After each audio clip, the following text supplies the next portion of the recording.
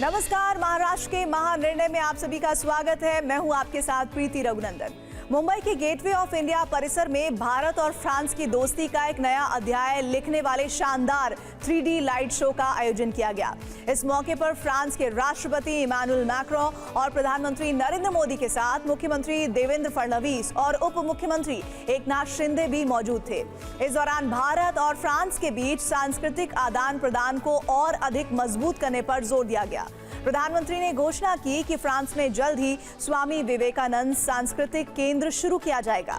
PM Modi ने राष्ट्रपति Macron से आह्वान किया कि दोनों देश मिलकर विश्व की स्थिरता और समृद्धि के लिए काम करें।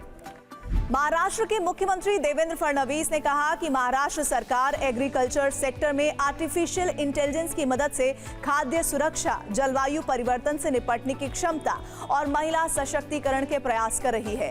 नई दिल्ली के भारत मंडपम में इंडिया एआई इम्पैक्ट समिट 2026 में मुख्यमंत्री ने कहा कि एआई का फायदा सभी को मिलना चाहिए। महाविस्तार एक ऐसा प्लेटफॉर्म है जो हमारे किसानों को अपनी भाषा में हर तरीके से असिस्ट करता है। नई दिल्ली के भारत मंडपम में इंडिया एआई इम्पैक्ट समिट में महिलाओं के नेतृत्व में समृद्धि के लिए एक ब्लूप्रिंट पेश किया गया। ये सेशन राष्ट्रीय महिला आयोग, अंतर्राष्ट्रीय दूरसंचार संघ और संयुक्त राष्ट्र प्रशिक्षण और अनुसंधान संस्थान की ओर से संयुक्त रूप से आयोजित किया गया था। उद्योगों के लिए बेहद उपयोगी देश की पहली एआई लिविंग लैब महाराष्ट्र राज्य में शुरू की गई है। महाराष्ट्र रतन टाटा कौशल विकास विश्वविद्यालय में इस एआई लैब का शुभारंभ महाराष्ट्र सरकार के कौशल विकास मंत्री मंगल प्रभात लोढ़ा ने किया। इस अवसर पर उन्होंने विश्वास जताया कि प्रधानमंत्री नरेंद्र मोदी के नेतृत्व में भारत स्वदेशी उद्योगों को आधुनिक तकनीक से जोड़कर विश्व गुरु बनेगा। उन्होंने ये भी कहा कि मुख्यमंत्री देवेंद्र फडणवीस के नेतृत्व में राज्य को प्रगति के शिखर पर ले जाने का निरंतर प्रयास किया जा रहा है। महाराष्ट्र के मुख्यमंत्री देवेंद्र फडणवीस ने कहा कि मुंबई क्लाइमेट वीक के माध्यम से क्लाइमेट एक्शन प्लान को और तेजी मिलेगी। देश के पहले मुंबई क्लाइमेट वीक का आयोजन 17 फरवरी से 19 फरवरी के बीच मुंबई में किया गया। मुख्यमंत्री ने इसका उद्घाटन किया और इस आयोजन में केंद्रीय मंत्री प्रहलाद जोशी और राज्य सरकार की मंत्री पंकजा मुंडे सहित दुनिया भर के प्रतिनिधि और एक्सपर्ट्स शामिल हुए। महाराष्ट्र के मुख्यमंत्री देवेंद्र फडणवीस ने विश्वास जताया कि आने वाले समय में मुंबई ग्लोबल कैपिटल का प्रवेश द्वार साबित होगी। मुंबई में ग्लोबल इकोनॉमिक कोऑपरेशन 2026 सम्मेलन में मुख्यमंत्री ने कहा कि महाराष्ट्र देश की जीडीपी में 14 से 15% योगदान देता है। मुख्यमंत्री देवेंद्र फडणवीस ने कहा कि छत्रपति शिवाजी महाराज की जयंती देश के लिए एक गौरवशाली और प्रेरणादायक इतिहास को याद करने का अवसर है। उत्तर प्रदेश के आगरा में महाराष्ट्र के मुख्यमंत्री देवेंद्र फडणवीस ने कहा कि शिवाजी की जन्मभूमि शिवनेरी किला प्रेरणा का स्रोत है।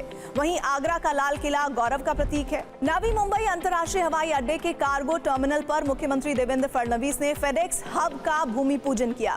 मुख्यमंत्री ने विश्वास जताया कि यह सुविधा राज्य के उद्योग, निर्यात और व्यापार को बढ़ावा देगी। महाराष्ट्र के उप मुख्यमंत्री एकनाथ शिंदे ने पुणे नगर निगम के आयुक्त नवल किशोर राम को निर्देश दिया कि पुणे के संतोष जगदाले की बेटी आसावरी जगदाले को सरकारी नौकरी में शामिल किया जाए। संतोष जगदाले की पहलगाम में हुए आतंकवादी हमले में मृत्यु हो गई थी।